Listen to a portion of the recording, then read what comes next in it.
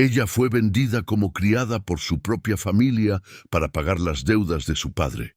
Pero cuando todos la acusaron de ladrona y estaban a punto de llevarla a prisión, el joven noble entró en ese salón y pronunció 3 palabras que nadie esperaba escuchar.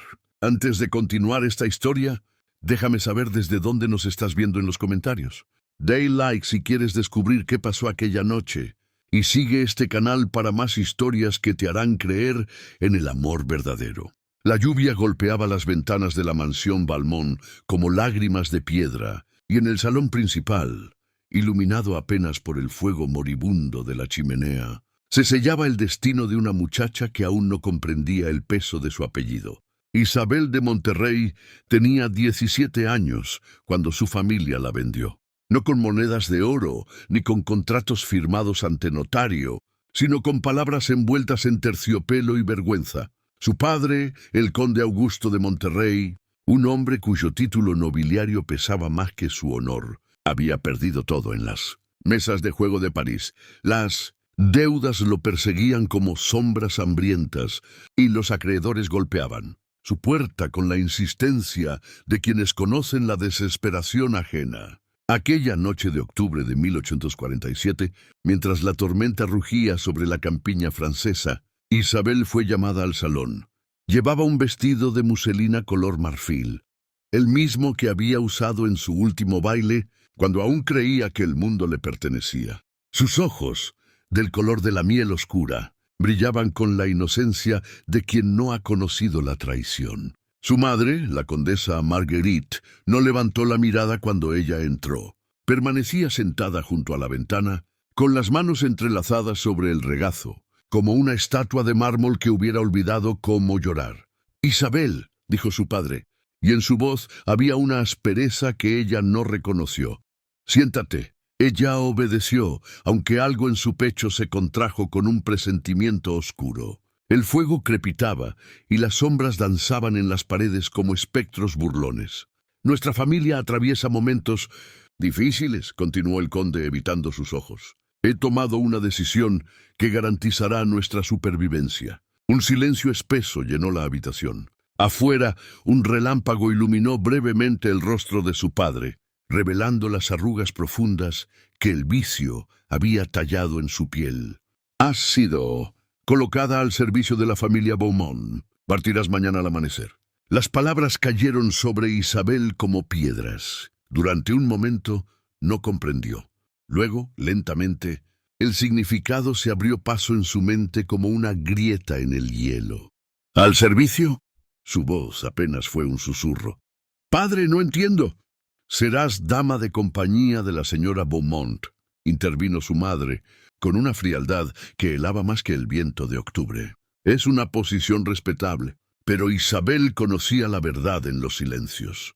No era una dama de compañía, era una criada. Una sirvienta vendida para pagar las deudas de juego de su padre. «¿Y mi hermano?», preguntó con la voz quebrándose. «¿Por qué no es él quien...?» «Tu hermano es un varón», cortó su padre. «Él mantendrá el apellido. Tú harás lo que se te ordena».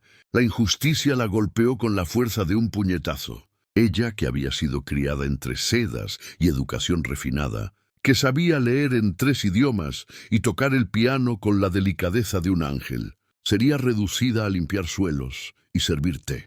«No puedo», susurró, las lágrimas finalmente desbordándose. «Por favor, padre». Pero él ya había dado la espalda, mirando el fuego como si en las llamas pudiera encontrar redención para su cobardía. «Está decidido». Y así, con 3 palabras, Isabel de Monterrey dejó de existir. El carruaje traqueteó durante horas sobre caminos embarrados, llevándola cada vez más lejos de la única vida que había conocido. Isabel no lloró durante el viaje. Las lágrimas se habían agotado en la madrugada, cuando había empacado sus escasas pertenencias mientras su madre permanecía ausente, incapaz de enfrentar lo que había permitido. La mansión Beaumont emergió de la bruma como un coloso de piedra gris, con torres que se elevaban hacia el cielo plomizo como dedos acusadores. Los jardines, aunque bien cuidados, tenían un aire melancólico, como si incluso las flores supieran que aquella casa guardaba secretos. El ama de llaves, Madame Colette, una mujer de rostro severo y ojos que parecían calcular el valor de las personas con una sola mirada, la recibió en la entrada de servicio. «Así que tú eres la nueva muchacha», dijo escaneándola de arriba abajo. «Te ves demasiado fina para este trabajo. Eso cambiará pronto». Isabel apretó los puños, pero mantuvo la mirada baja, tal como le habían instruido. La humillación ardía en su garganta como veneno. La condujeron por pasillos oscuros, alejados de las áreas nobles de la casa, hasta una pequeña habitación en el ático. Una cama estrecha, un baúl desgastado y una ventana minúscula que apenas dejaba entrar luz. Ese sería su mundo ahora. «Uniformes en el armario», indicó Madame Colette. «Estarás a cargo de limpiar el ala este, servir en los desayunos y asistir a la señora cuando lo requiera. No hablarás a menos que te dirijan la palabra. No mirarás directamente a los señores. Y sobre todo no olvidarás tu lugar». Cada palabra era un clavo más en el ataúd de su antigua identidad. Cuando Madame Colette se marchó, Isabel se sentó en la cama y miró sus manos. Manos que alguna vez habían sostenido abanicos de encaje y partituras de Chopin. Manos que ahora sostendrían escobas y trapos. La puerta se abrió súbitamente y otra criada entró. Era joven, quizás unos años mayor que Isabel, con cabello rojizo recogido bajo una cofia blanca y ojos verdes llenos de curiosidad. «Así que es cierto», dijo sin preámbulo. «Una noble caída en desgracia. La casa entera está hablando de ti». Isabel levantó la mirada, sorprendida por la franqueza. «Me llamo Celeste», continuó la muchacha, sentándose en el borde de la cama sin ser invitada. «Y si vas a sobrevivir aquí, necesitas saber algunas cosas».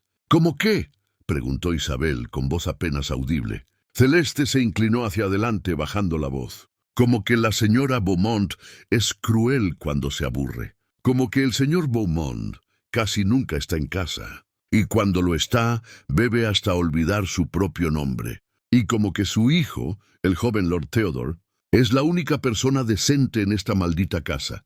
El nombre flotó en el aire entre ellas como una promesa o una advertencia. «Pero ten cuidado», añadió Celeste poniéndose de pie. «Él también es peligroso, no por crueldad, sino por bondad. La gente como nosotras no puede permitirse confiar en la bondad de los nobles. Siempre tiene un precio». Y con esas palabras salió, dejando a Isabel sola con el peso de su nueva realidad. Afuera, la lluvia comenzó a caer nuevamente, golpeando el techo del ático con un ritmo constante, como un corazón que se niega a detenerse incluso en la oscuridad. Isabel se acercó a la pequeña ventana y miró hacia los jardines. Bajo un gran roble, apenas visible entre la bruma, una figura permanecía inmóvil bajo la lluvia. Un hombre joven, vestido de negro, con la cabeza levantada hacia el cielo gris, como si desafiara a los dioses o buscara redención en la tormenta. Algo en su postura hablaba de una soledad que Isabel reconoció, una soledad que se parecía demasiado a la suya. Sin saberlo en ese momento, sus destinos comenzaron a entrelazarse como hilos de un tapiz que aún no había sido tejido, pero que ya estaba escrito en las estrellas ocultas tras las nubes. El joven bajo la lluvia era Theodore Beaumont, y él cambiaría todo. Los primeros días de Isabel en la mansión Beaumont transcurrieron como una pesadilla de la cual no podía despertar. Sus manos, acostumbradas a la suavidad de los guantes de seda, se agrietaron por el agua fría y el jabón áspero. Sus rodillas se marcaron por las largas horas fregando suelos de mármol, y su espíritu, ese fuego interno que la había mantenido orgullosa, comenzó a apagarse bajo el peso de las miradas despectivas y las órdenes cortantes. La señora Beaumont, Vivienne, era una mujer de belleza marchita y corazón aún más seco. Alta y esbelta, con cabello rubio platino recogido en peinados elaborados, poseía la elegancia de una reina y la crueldad de un verdugo. Había descubierto rápidamente el origen noble de Isabel, y eso, en lugar de despertar compasión, había encendido en ella un placer perverso. «Más fuerte», ordenaba cuando Isabel cepillaba su cabello. «Una muchacha que alguna vez tuvo sirvientes debería saber cómo servir correctamente. ¿No es así?» Isabel apretaba la mandíbula y continuaba, sintiendo cómo cada palabra era diseñada para humillarla, para recordarle que había caído y que su caída era motivo de entretenimiento. Pero fue en la tercera noche cuando todo cambió. Isabel había sido enviada a la biblioteca para ordenar los libros que el señor Beaumont había dejado esparcidos en uno de sus episodios de embriaguez. La habitación era vasta, con estanterías que se elevaban hasta el techo, pintado con frescos de ángeles y batallas antiguas. La luz de la luna entraba por los grandes ventanales, bañando todo en un resplandor plateado que hacía parecer el lugar sagrado, como una catedral del conocimiento. Estaba de pie frente a una estantería, sosteniendo un volumen de poesía de Baudelaire, cuando escuchó pasos detrás de ella. Se giró bruscamente, el libro cayendo de sus manos. Un hombre joven estaba en el umbral, alto, de constitución atlética, pero con una elegancia natural en cada movimiento. Su cabello era negro como la noche que se extendía tras los ventanales, y sus ojos, de un azul tan profundo que parecían contener océanos y tormentas, la observaban con una intensidad que la dejó sin aliento. Era él, el joven que había visto bajo la lluvia. Théodore Beaumont. Perdón, dijo Isabel inmediatamente, haciendo una reverencia torpe mientras recogía el libro. No sabía que alguien... Yo solo estaba... Baudelaire, la interrumpió él con una voz que era terciopelo y melancolía. Las flores del mal, una elección interesante para ordenar en mitad de la noche. Isabel le levantó la mirada sorprendida. No había desprecio en su voz, ni siquiera la condescendencia que había aprendido a esperar de los nobles. Lo siento, mi señor. No debería haber... ¿No debería saber qué? Preguntó él, acercándose. ¿Tocar los libros? Leer, pensar. Había algo en su tono que sonaba a desafío, pero no dirigido a ella, sino al mundo entero. Isabel no supo qué responder. Se quedó de pie, con el libro entre las manos, sintiendo que el momento se extendía como una cuerda tensa entre ellos. Théodore le quitó el libro suavemente, sus dedos rozándolos de ella por un instante. Un escalofrío recorrió la espina dorsal de Isabel. «Sois bella como un sueño de piedra», leyó en voz baja, citando de memoria. Baudelaire entendía que la belleza y el sufrimiento son inseparables. Sus ojos se encontraron con los de ella, y en ese momento Isabel sintió que él veía más allá del uniforme de criada, más allá de la vergüenza y la caída. La veía a ella, a la persona que aún existía bajo las cenizas de su antigua vida. «¿Cómo te llamas?», preguntó él. «Isabel, mi señor». «¿Solo Isabel?», arqueó una ceja. Ella dudó. Mencionar su apellido era arriesgarse a más humillación, pero algo en la mirada de él pedía honestidad. «Isabel de Monterrey», susurró. Reconocimiento brilló en los ojos de Théodore, seguido por algo que se parecía peligrosamente a la furia. «Monterrey», repitió con voz tensa. «Tu padre jugaba en los mismos clubes que el mío. Los vi juntos, apostando fortunas como si fueran monedas sin valor». La vergüenza ardió en las mejillas de Isabel, pero Théodore levantó una mano. «No te disculpes por los pecados de tu padre. Yo tampoco respondo por los míos». Hubo una pausa, cargada de palabras no dichas. «¿Te tratan bien aquí?», preguntó finalmente, aunque por la tensión en su mandíbula, Isabel sospechó que ya conocía la respuesta. «Me tratan como debo ser tratada, mi señor», respondió ella bajando la mirada. «Eso no es lo que pregunté». El silencio de Isabel fue respuesta suficiente. Théodore cerró el libro con un golpe suave y lo colocó de vuelta en el estante. «Esto no está bien», dijo más para sí mismo que para ella. «Nada de esto está bien». Y sin otra palabra salió de la biblioteca, dejando a Isabel en la penumbra plateada, con el corazón latiendo como un tambor de guerra y la certeza de que algo había cambiado irrevocablemente. La noticia del encuentro nocturno en la biblioteca se extendió por la mansión, como un veneno invisible. Isabel no sabía cómo, pero para la mañana siguiente, Madame Colette la miraba con desconfianza, y las otras criadas susurraban a su paso. Celeste la alcanzó en los pasillos. «¿Qué hiciste?», siseó tirando de su brazo. «Dicen que estuviste a solas con el joven lord». «¿Estás loca?». «Solo estaba ordenando libros». protestó Isabel. Él entró, hablamos apenas. No importa lo que pasó realmente, la cortó Celeste, mirando nerviosa alrededor. Lo que importa es lo que la gente cree que pasó. Y la señora Beaumont ya está furiosa. Como si sus palabras hubieran sido una invocación. Madame Colette apareció al final del pasillo.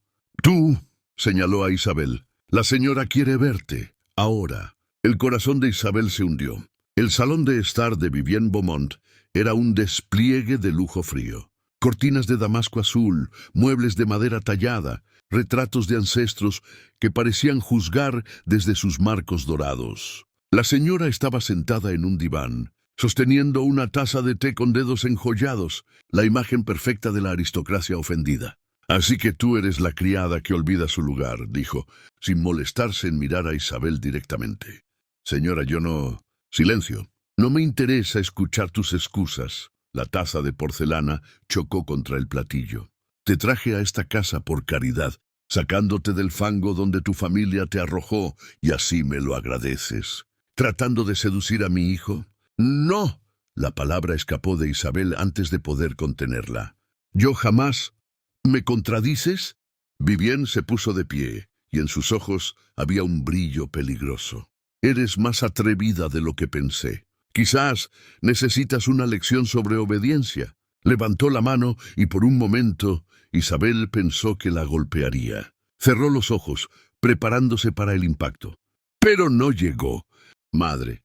La voz de Theodore cortó el aire como una espada. Isabel abrió los ojos. Él estaba en la entrada del salón, vestido con un traje oscuro, y en su rostro había una expresión que ella no había visto antes. Furia contenida, ardiendo bajo una capa de compostura aristocrática.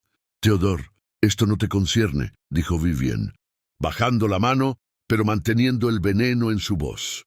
«Me concierne cuando estás a punto de golpear a una muchacha por el crimen de existir», respondió él, entrando al salón. «Fui yo quien la encontró en la biblioteca. Yo inicié la conversación. Si alguien debe ser reprendido, soy yo. No sea ridículo». «Ridículo». La voz de Theodore subió un tono.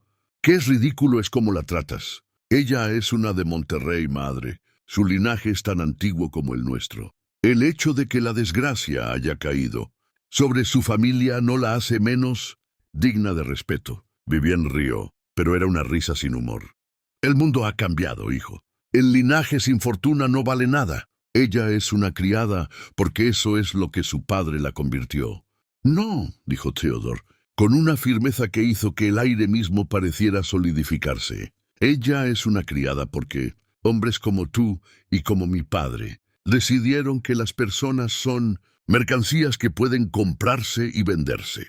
Esa es la verdadera indignidad aquí». El silencio que siguió fue absoluto. Isabel no se atrevía a respirar. Nadie le había hablado así a la señora Beaumont. Nadie se había atrevido jamás. Vivienne miró a su hijo como si no lo reconociera. «Ten cuidado, Theodore», dijo finalmente con voz gélida. «Tu compasión mal dirigida podría costarte más de lo que estás dispuesto a pagar». «Entonces que me cueste», respondió él. «Pero no permitiré que abuses de alguien bajo nuestro techo. No mientras yo pueda impedirlo». Se giró hacia Isabel y su expresión se suavizó. «Vuelve a tus deberes. Nadie te molestará de nuevo». Isabel hizo una reverencia temblorosa y salió del salón, sintiendo las miradas ardientes de madre e hijo quemando su espalda. Cuando llegó al pasillo, sus piernas casi cedieron. Se apoyó contra la pared, tratando de procesar lo que acababa de suceder. Theodore Beaumont la había defendido. Un noble había enfrentado a su propia madre por una criada. Y al hacerlo, había puesto en movimiento fuerzas que ninguno de los dos podía comprender aún. Porque en el corazón de Vivienne Beaumont había comenzado a crecer una semilla de odio, y en el corazón de Isabel algo aún más peligroso empezaba a florecer: esperanza. Las semanas siguientes transcurrieron bajo una tensión silenciosa que impregnaba cada rincón de la mansión Beaumont. Vivienne había dejado de dirigirle la palabra a Isabel directamente, pero sus ojos la seguían con la intensidad de un depredador estudiando a su presa. Madame Colette, obediente a su señora, había duplicado las tareas de Isabel, asegurándose de que cada día terminara con manos sangrantes y un cuerpo exhausto. Pero había momentos robados que hacían que todo valiera la pena. Theodore había comenzado a frecuentar los lugares donde sabía que Isabel trabajaba. Aparecía en los jardines mientras ella regaba las rosas, en la galería cuando limpiaba los cristales de las ventanas, en la biblioteca durante las tardes cuando ella organizaba los libros. Nunca de manera obvia, siempre con alguna excusa plausible. Pero Isabel había aprendido a reconocer el patrón. Él buscaba su compañía, y ella, Dios la ayudara, había comenzado a esperar esos encuentros como un condenado espera el amanecer. Era un viernes por la tarde, cuando el sol de noviembre pintaba el cielo de ámbar y oro, que Theodore la encontró en el jardín de rosas. Isabel estaba de rodillas, arrancando las malas hierbas que crecían entre los rosales, cuando su sombra cayó sobre ella. «Las rosas blancas siempre fueron mis favoritas», dijo él, con esa voz suave que hacía que algo en el pecho de Isabel se contrajera. Ella se puso de pie rápidamente, limpiándose las manos en el delantal. «Son hermosas, mi señor». «Theodore», la corrigió él, como había hecho cada vez que ella usaba el título. «Mi nombre es Theodore». «No sería apropiado». «Nada de esto es apropiado», la interrumpió, y en sus ojos había una intensidad que la dejaba sin aliento. «Pero aún así, aquí estamos». Un silencio cargado se extendió entre ellos. El viento agitó las hojas de los rosales, y el aroma dulce y melancólico de las flores envolvió el momento como un velo. «¿Por qué lo hace?», preguntó Isabel finalmente con voz apenas audible. «¿Por qué me busca? Solo traerá problemas para usted». Theodore dio un paso más cerca, e Isabel pudo ver las sombras bajo sus ojos, las líneas de cansancio que hablaban de noches sin dormir. «Porque cuando te miro», dijo él, con una honestidad brutal, «veo algo que pensé que no existía en este mundo. Autenticidad, dignidad, que no puede ser comprada ni vendida. Veo a alguien que, a pesar de haber perdido todo, no ha perdido su alma». Las palabras golpearon a Isabel como olas contra los acantilados. «Usted no me conoce», susurró, aunque su voz temblaba. «Entonces, déjame conocerte». Era una petición. Una súplica disfrazada de declaración. Isabel sabía que debía negarse, que debía dar media vuelta y alejarse antes de que el abismo que se abría ante ella la tragara completamente. Pero cuando miró sus ojos, esos océanos tormentosos que parecían contener todos los naufragios del mundo, supo que ya era demasiado tarde. Ya había caído. «Mi madre está planeando algo», dijo Theodore abruptamente, cambiando de tema. «La conozco. Cuando se queda tan silenciosa es porque está tejiendo alguna venganza». El miedo atravesó a Isabel como un cuchillo helado. «Entonces tal vez debería mantener distancia, Theodore». «No». Su voz era firme. «No voy a permitir que te intimide. No voy a permitir que nadie más te lastime». «¿Y quién lo protegerá a usted?», preguntó Isabel con una valentía que no sabía que tenía. «Su madre tiene poder. Yo no tengo nada». Theodore extendió la mano, y con una delicadeza que contrastaba con la intensidad de sus palabras, tomó la mano sucia y agrietada de Isabel entre las suyas. «Tienes más poder del que imaginas», dijo. «El poder de hacerme sentir algo real en un mundo de mentiras». Y antes de que ella pudiera responder, antes de que pudiera siquiera procesar las implicaciones de esas palabras, él se inclinó y presionó sus labios contra el dorso de su mano. No fue un gesto casual. Fue un acto de devoción, una promesa silenciosa. Cuando levantó la mirada, Isabel vio que sus ojos brillaban, con una emoción que la aterraba tanto como la llenaba de esperanza. «Voy a encontrar la manera», dijo Theodore. «No sé cómo, pero voy a encontrar la manera de sacarte de aquí, de hacer que esto sea justo. Theodore, confía en mí». Y con esas palabras se alejó, dejándola en el jardín de rosas blancas, con el corazón latiendo tan fuerte que pensó que se rompería. Isabel no vio la figura en la ventana del segundo piso. No vio a Vivienne. Beaumont observando la escena con ojos entrecerrados y una sonrisa fría curvando sus labios. Pero Celeste sí lo vio. Y cuando encontró a Isabel minutos después, su rostro estaba pálido de terror. «Ella lo vio todo», susurró. La señora lo vio todo, y en ese momento, Isabel supo que la tormenta que se había estado gestando estaba a punto de desatarse. Vivian Beaumont no era una mujer impulsiva. Había aprendido, a través de años, navegando los traicioneros mares de la aristocracia, que la venganza servida en frío era infinitamente más satisfactoria que la ira descontrolada. Esa noche, sentada en su tocador mientras su doncella cepillaba su cabello rubio platino, trazó su plan con la precisión de un general preparando una batalla. Su hijo, su único hijo, estaba enamorándose de una criada, una caída en desgracia, que no tenía nada que ofrecer, excepto una belleza común y una historia trágica. Era inaceptable. Era una mancha en el nombre Beaumont que ella no toleraría. Pero Theodore era terco, como su difunto abuelo. Una confrontación directa solo fortalecería su determinación. No, esto requería sutileza. Requería destruir no solo la relación, sino la reputación de la muchacha de manera tan completa que su hijo no tuviera otra opción que abandonarla. «Madame Colette», llamó con voz melosa. El ama de llaves apareció en la puerta haciendo una reverencia. «Señora, esa muchacha Isabel. He notado que algunos objetos pequeños han desaparecido últimamente. Un broche de plata, un pañuelo bordado. Nada de gran valor, pero...» Madame Colette, que no era tonta, comprendió inmediatamente la dirección del viento. «Qué coincidencia, señora. Yo también he notado ciertas irregularidades». Vivian sonrió, y era la sonrisa de una serpiente antes de atacar. Sería terrible si una ladrona estuviera viviendo bajo nuestro techo. Y más terrible aún si tuviéramos que llamar a las autoridades. Terrible, en efecto, concordó Madame Colette. Aunque si se encontrara evidencia en sus pertenencias, entonces no habría duda de su culpabilidad. Las dos mujeres se miraron, y en ese intercambio silencioso se selló el destino de Isabel. Al día siguiente, Isabel fue llamada al salón principal. El corazón le dio un vuelco cuando vio quiénes estaban presentes. Vivian, Madame Colette, dos sirvientes más y, para su horror, el magistrado Dufour, un hombre rechoncho con ojos pequeños y crueles. Theodore no estaba, y esa ausencia la llenó de un terror frío. «Isabel de Monterrey», comenzó Vivian, y su voz era pura autoridad. «Ha sido acusada de robo». Las palabras cayeron sobre ella como piedras. «¿Qué? No, yo nunca...» «Silencio», cortó el magistrado.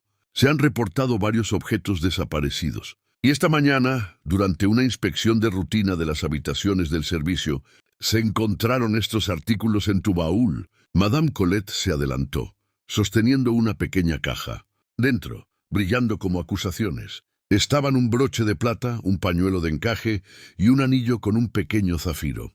Isabel lo miró con horror creciente. «Esos no son míos. Yo nunca... Alguien los puso ahí.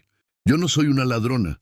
«¿Y deberíamos creer en la palabra de una criada deshonrada?», preguntó Vivian con falsa compasión. «Querida, sé que tu familia cayó en desgracia. Sé que debes estar desesperada. Pero robar... No robé nada».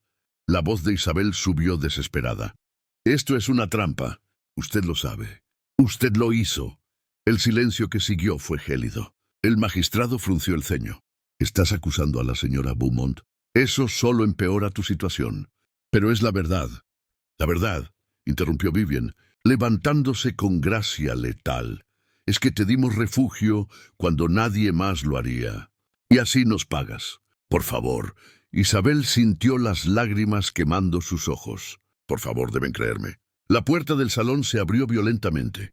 Theodore entró como un tornado, con el cabello despeinado y el rostro marcado por la furia. «Ah, ¿qué está pasando aquí?» «Ah, Theodore», dijo su madre con una calma exasperante. «Lamento que tengas que presenciar esto. La muchacha ha sido descubierta robando». «Eso es una mentira», declaró Theodore sin vacilar un segundo. «Isabel no es una ladrona. Hijo, la evidencia fue encontrada en su habitación. Evidencia que fue plantada». Su voz cortó el aire como un látigo. «Sé exactamente lo que estás haciendo, madre». Vivian arqueó una ceja, peligrosamente tranquila.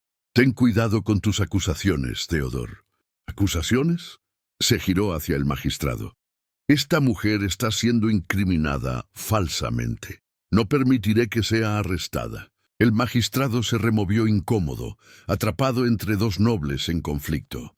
Lord Beaumont, entiendo su apego a la muchacha, pero la evidencia no significa nada si fue fabricada.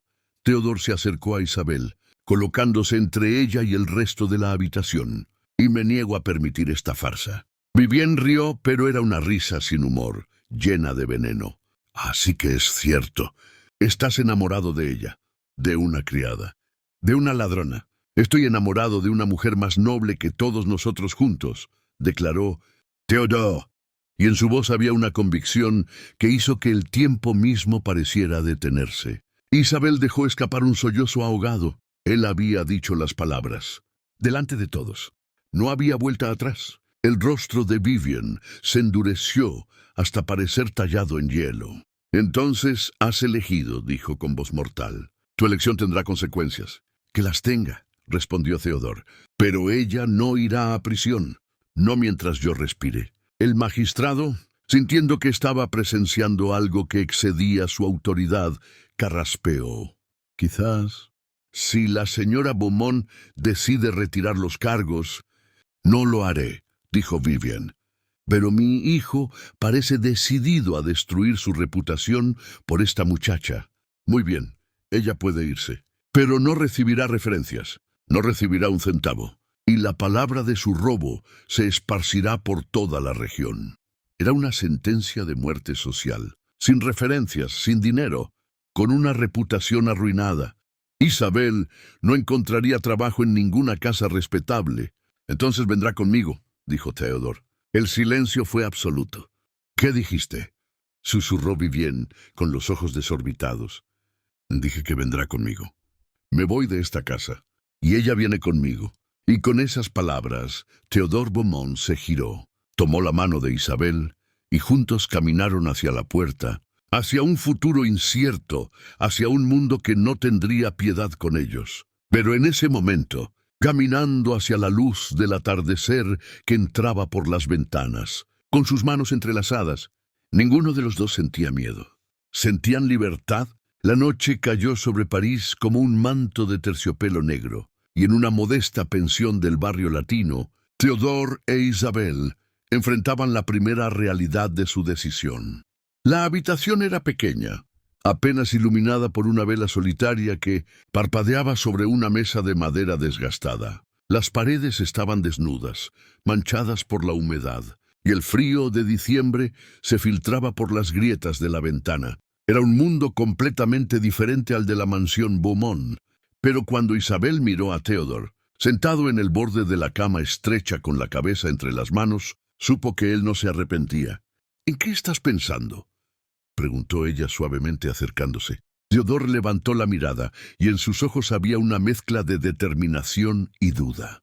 Estoy pensando que lo he arruinado todo para ti, dijo con voz ronca. Abandonaste una vida de servidumbre, sí, pero ahora no tienes nada. Ni nombre, ni reputación, ni futuro. Todo por mi culpa. Isabel se arrodilló frente a él, tomando sus manos entre las suyas. No digas eso. Tú me diste algo que creí haber perdido para siempre. ¿Qué? Elección, susurró ella, y en su voz había una fuerza nueva. Por primera vez en mi vida alguien me permitió elegir. No fui vendida, ni obligada, ni manipulada. Elegí venir contigo, y volveré a elegirlo 1000 veces. Theodore la miró como si la viera por primera vez, y algo en su expresión se quebró. Se inclinó hacia adelante, apoyando su frente contra la de ella. No sé qué va a pasar con nosotros, admitió. Mi madre me ha desheredado. No tengo acceso a la fortuna familiar. Solo tengo algunas joyas que pude tomar y el dinero que guardaba para emergencias. No será suficiente por mucho tiempo. Entonces trabajaremos, dijo Isabel con convicción. Los dos encontraremos la manera. ¿Y si no es suficiente? ¿Y si...? Ella lo silenció colocando un dedo sobre sus labios. Entonces habremos vivido con dignidad, juntos. Y eso es más de lo que muchos tienen en toda una vida. En ese momento, en esa habitación fría y humilde, Theodore Beaumont comprendió que había encontrado algo más valioso que todos los títulos y fortunas del mundo.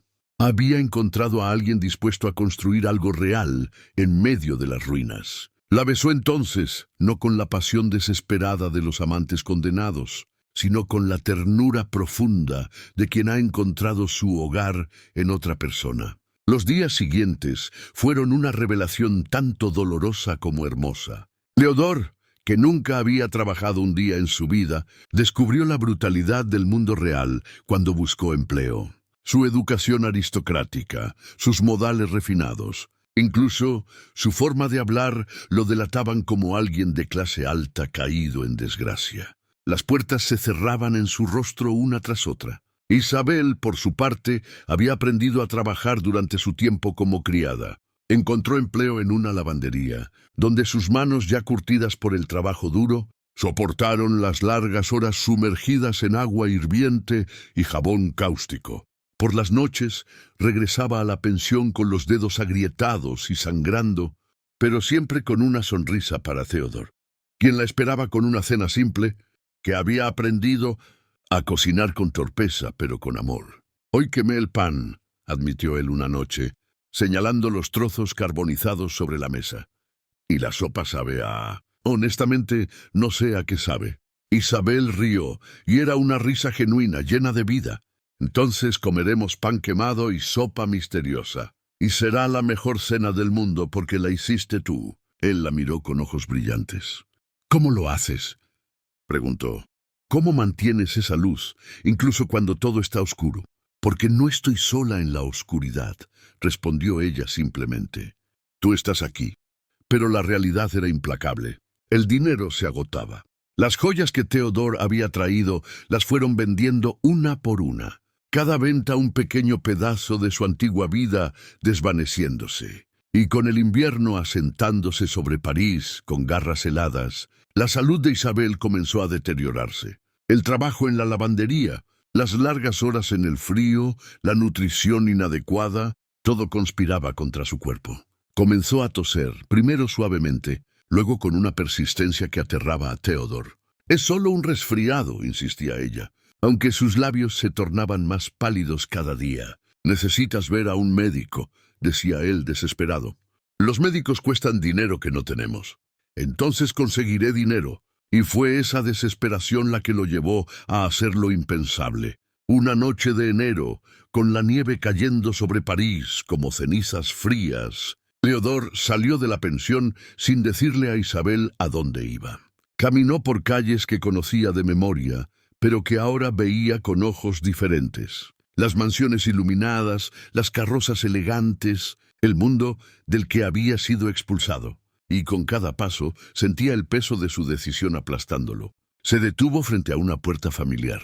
La mansión Beaumont se alzaba ante él como un gigante de piedra, cada ventana iluminada un recuerdo de lo que había sido.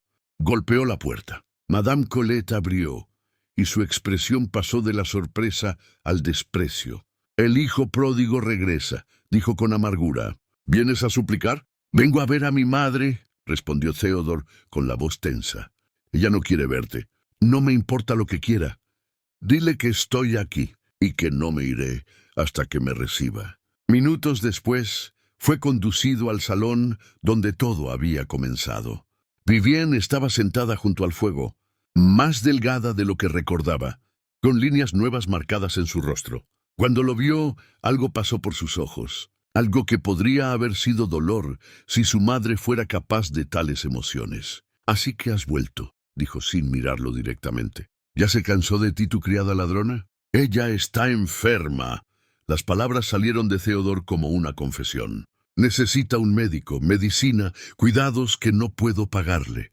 «Ah», Vivienne tomó un sorbo de su vino. «¿Y vienes a mí? ¡Qué irónico!» «Vengo como un hijo a su madre. Como un hombre desesperado a la única persona que puede ayudarlo». «¿Y qué me ofreces a cambio?»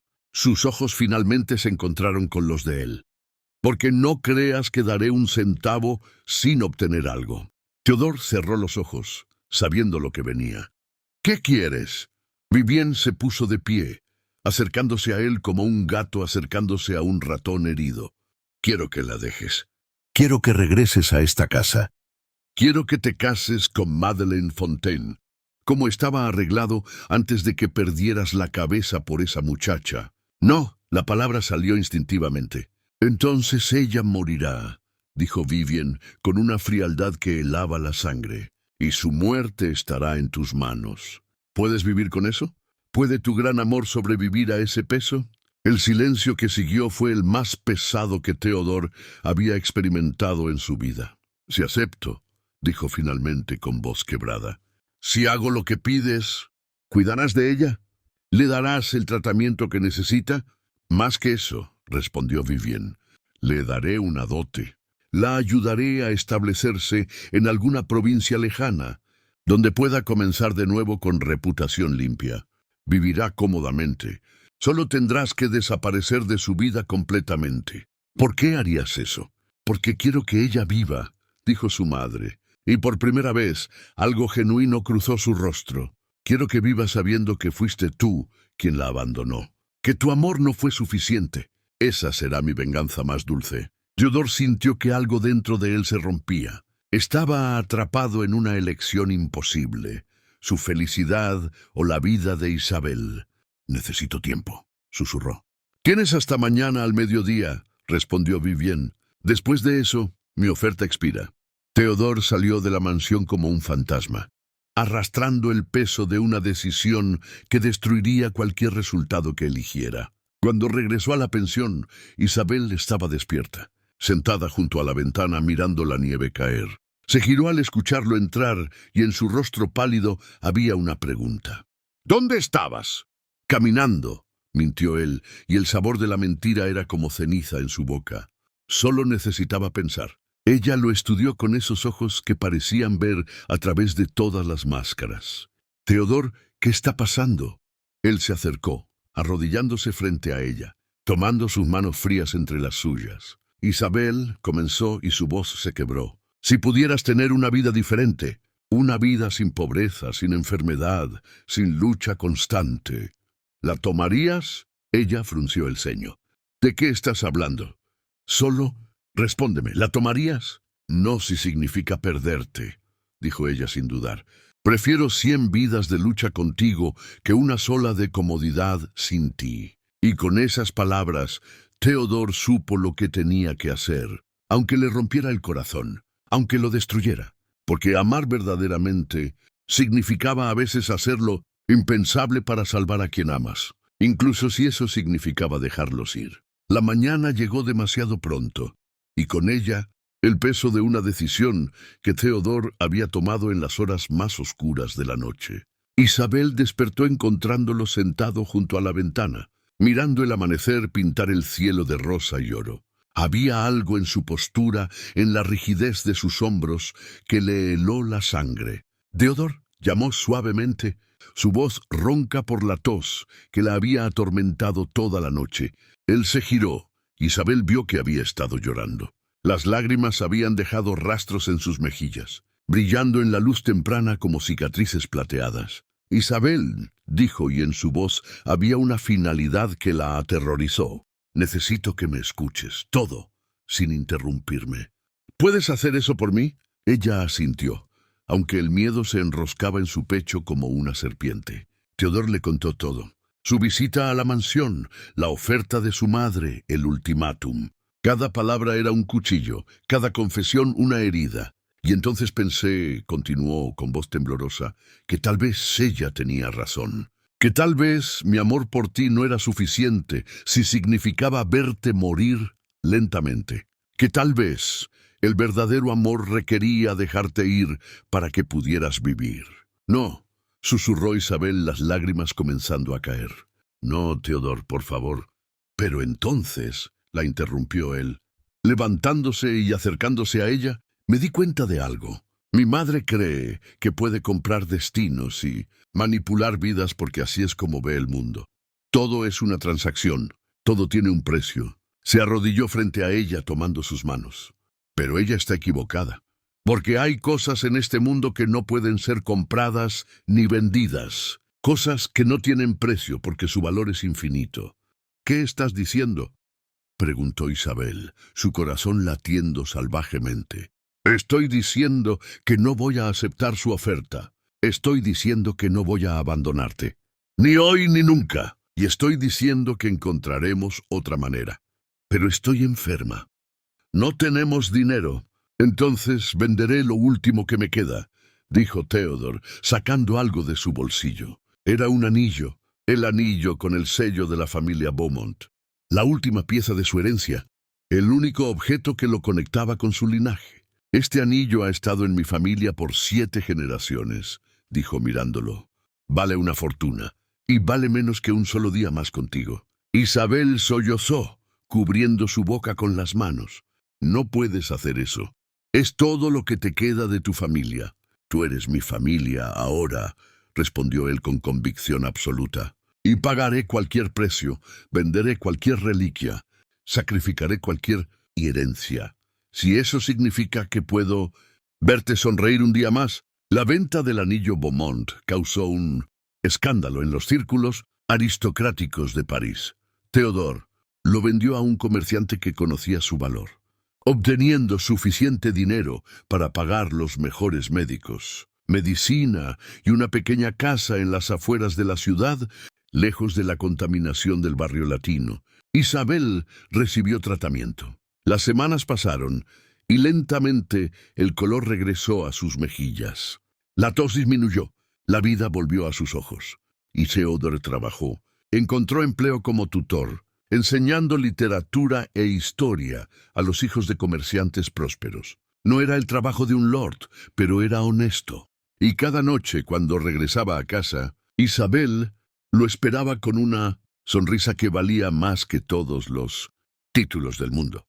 Pero la historia no termina con justicia poética para los villanos. Vivienne Beaumont, al enterarse de que su hijo había vendido el anillo familiar, algo que ella jamás habría permitido, sufrió lo que los médicos llamaron un ataque de apoplejía. No murió, pero quedó paralizada, confinada a una silla de ruedas, incapaz de hablar claramente.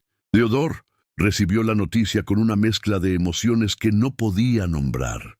No había triunfo en ello, solo una tristeza profunda por todo lo que podría haber sido diferente.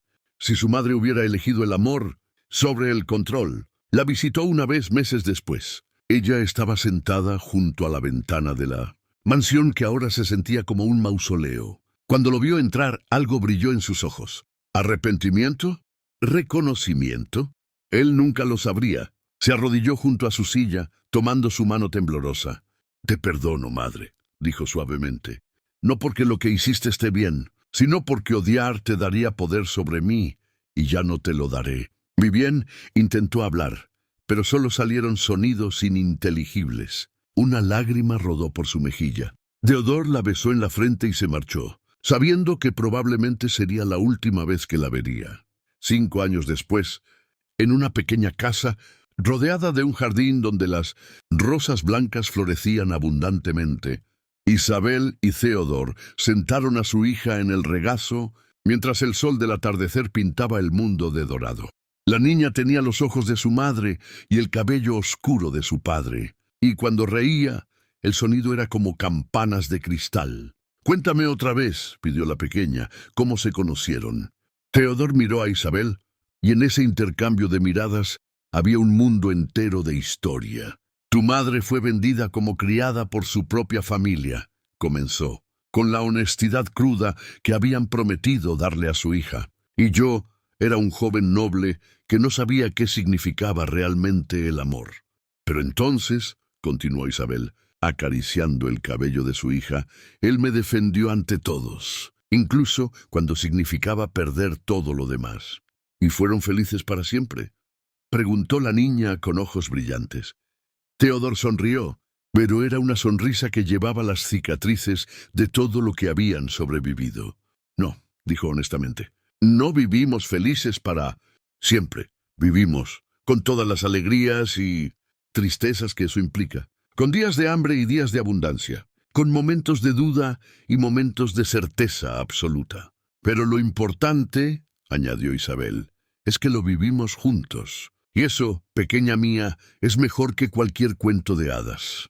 La niña pareció considerar esto. Luego asintió con la seriedad de alguien mucho mayor. «Cuando sea grande», declaró, Quiero ser valiente como ustedes. Entonces ya lo eres, dijo Theodore, abrazándola más fuerte. Esa noche, cuando la niña dormía, Theodore e Isabel se sentaron en el jardín bajo las estrellas, con las manos entrelazadas como lo habían estado en aquella primera noche cuando habían caminado hacia la libertad. ¿Te arrepientes?, preguntó Isabel, aunque conocía la respuesta. De nada, respondió él sin dudar. ¿Y tú? Solo de no haber comido más pan en la mansión Beaumont, bromeó ella. Y ambos rieron, el sonido ligero y libre, porque habían aprendido que el amor verdadero no era el que existía en los cuentos de hadas, sin conflicto ni dolor.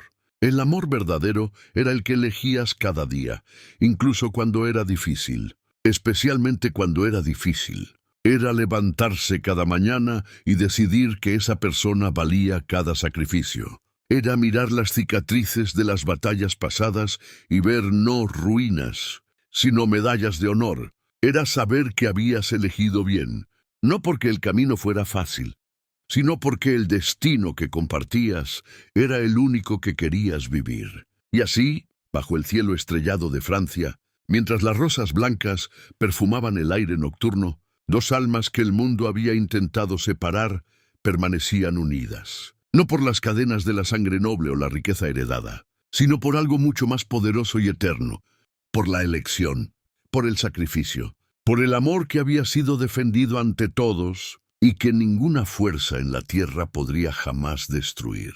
Porque algunas historias no terminan con coronas y castillos, terminan con manos entrelazadas y promesas cumplidas. Y eso, después de todo, es el final más verdadero de todos. Fin. El verdadero valor de una persona no se mide por el título que porta, sino por la dignidad con la que enfrenta su caída, y por el amor que elige defender cuando todo lo demás se desmorona.